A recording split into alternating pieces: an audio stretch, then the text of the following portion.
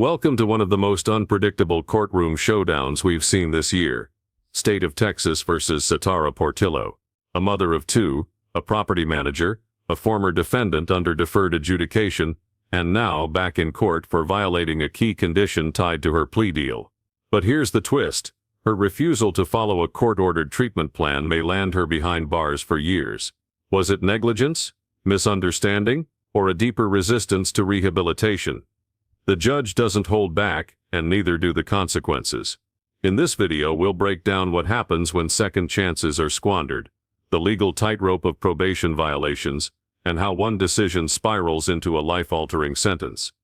Stick around, because what starts as a routine sentencing quickly turns into a heated negotiation, judicial frustration, and a final blow that shocks even the courtroom itself. Hit pause on your assumptions, because nothing about this case is straightforward. Let's get into it. Today, but it still says. Hold up. Notice how much weight is placed on the urinalysis UA test results here. That's not just procedural red tape. In probation cases, a UA result can be the deciding factor between freedom and incarceration.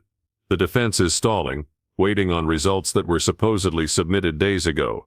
But here's the kicker. Delays like this can seriously derail proceedings, and judges don't love ambiguity when someone's fate is on the line. What do you think? Is this just bureaucratic lag or a tactical delay? Drop your thoughts in the comments. Ever been in a situation where paperwork could change your future? This is that, just amplified 100x. I haven't used any type of stuff. In your lifetime? Well, no, it's been quite a while. So my question is, when is the last time? Probably about a year and a half ago. And what drugs were you using a year and a half ago? Marijuana. That's all. Yes. Okay. This is what I'm going to want, probation. You need a pen? All right. It's going to be 8 years deferred adjudication, $2,000 fine, probated. I'm going to want her on the patch until further notice. All right. So 8 years, sorry about that. 8 years deferred adjudication, $2,000 fine, probated, a patch until further notice. Now here's the core of it. The judge hands down an 8-year deferred adjudication with a hefty list of conditions. Patch testing, $2,000 fine, 200 hours of community service, no work with minors, and even parenting classes. That's not a slap on the wrist, that's a life overhaul on probation terms. But what's most telling? The judge's tone. It's firm, measured, but underpinned by a clear warning. You're getting a shot, don't mess it up. If you were in this position, would you see this as mercy or a trap door? Let us know, because what happens next shows exactly what not to do when the court offers you an off-ramp. Proof of employment. Y'all need to whisper proof of employment within 30 days. There's to be no employment as a home health care provider or with minors. Regular reporting by Zoom or in person. I'm going to want field visits one time every 3 months, random. And that's until further notice. Who is Michael Portillo? That's your juvenile child, right? Yes, ma'am. Who is Maria Avalos? My ex-mother-in-law. There's to be no contact with Maria Guadalupe Aveles. I guess that's how you pronounce it. Aviles. Aveles. Could I say something though? Sure. Oh. Well, because my mother-in-law, we do have a lot of contact with her daughter, so we have to contact each other. Because I'm not supposed to have contact with her, my ex-husband. Oh, for kid exchange? Yeah. I'm gonna have to find somebody else. I'll talk to him about that. All right, thank you. Probation, is there anything else she needs? No, Your Honor. Is there anything else you need from the court to be successful? No. All right, I'm showing you what's entitled Trial Court Certification of Defendant's Rights to Appeal. And counsel, I believe I gave you a copy last time. Did you review that with your attorney? Did you understand it and did you sign it? Yes. because this is a plea bargain agreement, because I followed your plea bargaining agreement, and because you waived your right to appeal, you do not have the court's permission to appeal. Do you understand? Yes, ma'am. All right, from here on out, everything that you do in your life, there are two questions you should ask yourself before doing them. Is this something that could result in me going to prison for life? If the answer is yes, don't do it. The other question you should ask yourself, is this something that may result in me going to prison for the rest of my life? If the answer is yes, don't do it. Do you understand? I do understand. I take no joy or pleasure in sending the people to prison. But if it's warranted, I will. And your attorney will tell you I've sent people to prison before. So you have children, Yes. you need to look out for them. All right, good luck. Thank you. You're welcome. All right, court is calling 2023 CR 2172, State of Texas versus Satara Portillo. Could I have the parties announced for the record for the state? Daniel Escobar for the state of Texas. Defense? The attorney of record is Joanne de Hoyos. Joseph Statesman standing in. Ms. Portillo, will you give this court permission for me to do this in place of Ms. de Hoyos? Yes. All right. Ms. Portillo, did you review the document entitled Motion to Enter Adjudication of Guilt with your attorney? Did you understand it? Yes. Are you the same Satari B. Portillo who was placed on deferred adjudication in 2023 CR 2172 for the offense of possession with intent to deliver a controlled substance penalty group 1, 4 grams to 200 grams on July 27, 2023 for a period of 8 years? Is that you? Yes, ma'am. All right, state. Violating condition number 35, on or about the 25th day of March, 2024, in Bexar County, Texas, defendant Satara P. Then and there failed to follow the TAP recommendations to include inpatient as directed by the court in violation. Boom. Satara pleads true to violating Condition 35, failing to follow TAP's inpatient treatment recommendation, and that changes everything. Why is this so serious?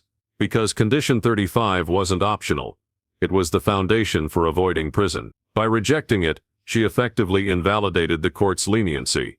And here's where the stakes skyrocket. Pleading true opens her up to life imprisonment. Do you think she understood the gravity of this plea, or was she just trying to get ahead of the punishment? This is the courtroom equivalent of walking on a tightrope with no net. One slip and there's no going back. Weekly UAs with zero tolerance. All right, so what I can tell you all, if you want to reconsider things, you can, but I'm not following that agreement. We could step away for a moment.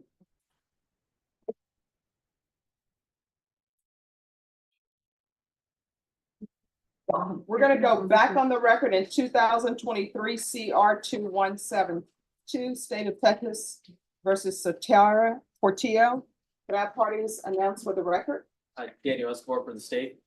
Joseph Statesman, continuing to fill in for Ms. de Hoyos. All right. The defendant had entered a plea of true to violation of condition number 35. Do you wish to continue with your plea of true in violation of condition number 35? Yes. All right, the court will find violation of condition number 35 true. Is there a proposed agreement? Your Honor, if I may, Yes. I discussed this with the COO, Ms. Abrams, and ADA Daniel. My client is asking to be continued. We had a recommendation that was a three-way agreement. I understand the court didn't want to follow that. I had proposed something to Daniel. I'm hoping that you would consider this. But just some background a little bit first. Her prior MTR was disposed of February 27th, 2024. But she was booked February 3rd, 2024. So from February 3rd till today, according to the clerk, it's 137 days. So she's had the equivalent of a, not court ordered, but equivalent of a 4-month jail sanction. Listen to this. The defense is now scrambling, highlighting 137 days in custody, her willingness to redo all her classes, and even accept a felony conviction just to keep her out of prison. But let's not forget, this is her second probation violation, and she straight up refused court-ordered inpatient treatment. You can't ignore a judge's directive and expect leniency later. The judge isn't buying it, and honestly, can you blame him? What would you do if someone defied your orders and then begged for a third chance? Sound off in the comments. Should past time served count if the defendant ignored critical steps to avoid jail in the first place? Treatment, and she didn't do it. So I don't think she should be continuing on probation. She was given opportunity, and counsel, as you just stated, this is not her first motion to revoke. Her previous motion to revoke was on February 27th, as you stated, and there was a violation of condition number 1. And I ordered that there be a TAP evaluation in custody to follow those recommendations. And she decided that she didn't want to follow those recommendations. I don't see how there's anything that I can do anything for her. People don't get it. You're not supposed to, when the court orders you to do something, for example, to help you by following the recommendations of TAP. TAP recommended inpatient treatment. And I know sometimes people get to talking to people at the Bexar County Jail. And when I say people at the Bexar County Jail, I mean other inmates. And they give people advice, and people want to follow the advice of an inmate, not realizing that, guess what? That person is in custody.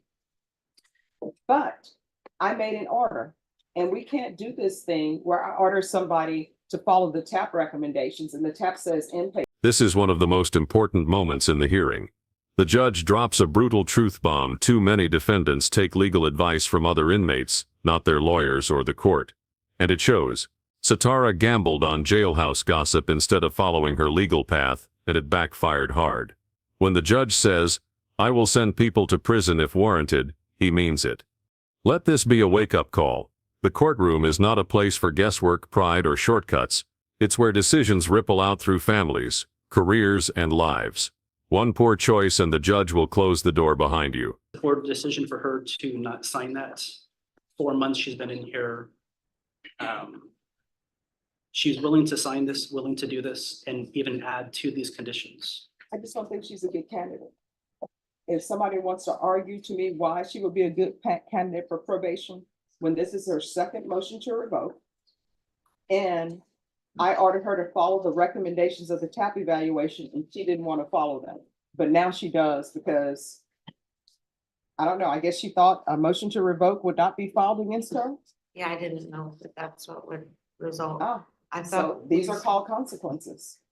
Well, Your Honor, also the charge itself, people who are affected with these substances may not make the best decisions in life.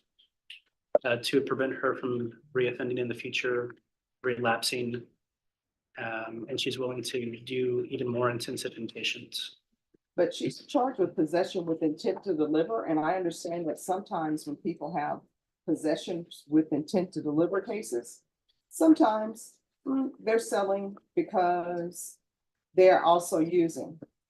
But the amount of methamphetamine she had was 27.980 grams. I don't think probation is appropriate for her. I'm not going to continue on probation. I'm going to revoke her and find her guilty. Does anybody wish to speak to punish her?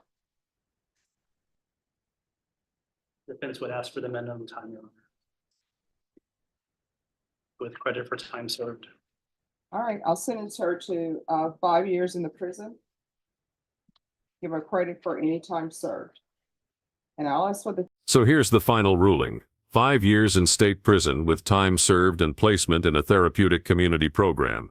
The court offered rehabilitation, structure, and second chances, but Satara's failure to comply left the judge no choice. This case is a powerful example of how probation isn't freedom. It's conditional trust, and when that trust is broken, the consequences are steep. What are your thoughts? Should the judge have given her another shot, or was prison the only viable path left? If you found this case as shocking as we did, make sure to hit that like button, share your thoughts in the comments, and don't forget to subscribe for more jaw-dropping courtroom breakdowns. We've got more real stories, raw emotion, and legal insight coming your way. Stay sharp and stay informed.